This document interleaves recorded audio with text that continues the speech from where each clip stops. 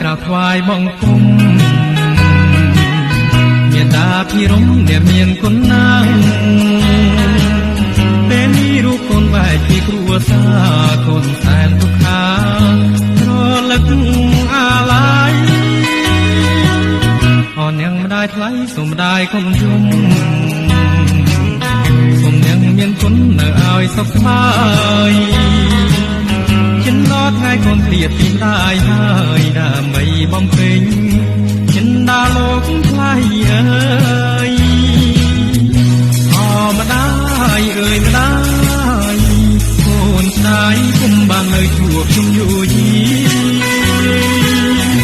ចោលម្ដាយកុំព្រា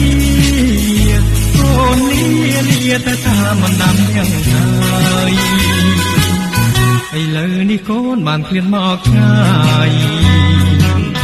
កូនរែងសោកស្ដាយខានទួមកថ្លៃតាំងពីរូបកូនបានចេញមកឆ្ងាយកូនសែនអាឡ័យទាំងស្របទាំងនេត្រា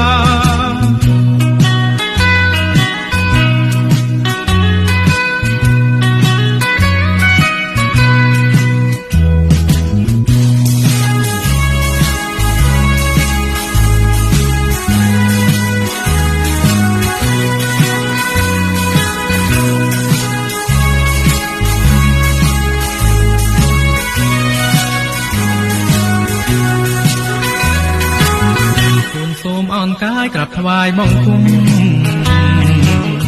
មេត្តាភិរមអ្នកមានគុណណាស់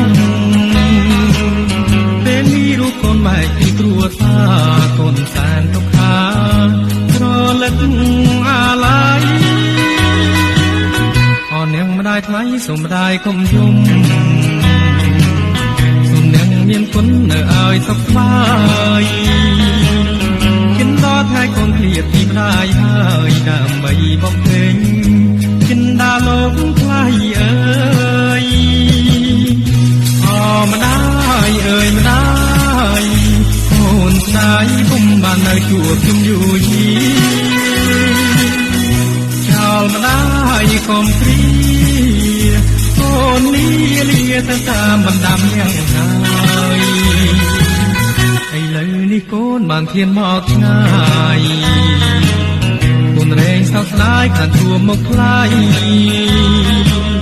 តាំងពីរូបកូនបានចេញមកឆ្ងាយកូនសែនអាឡ័យ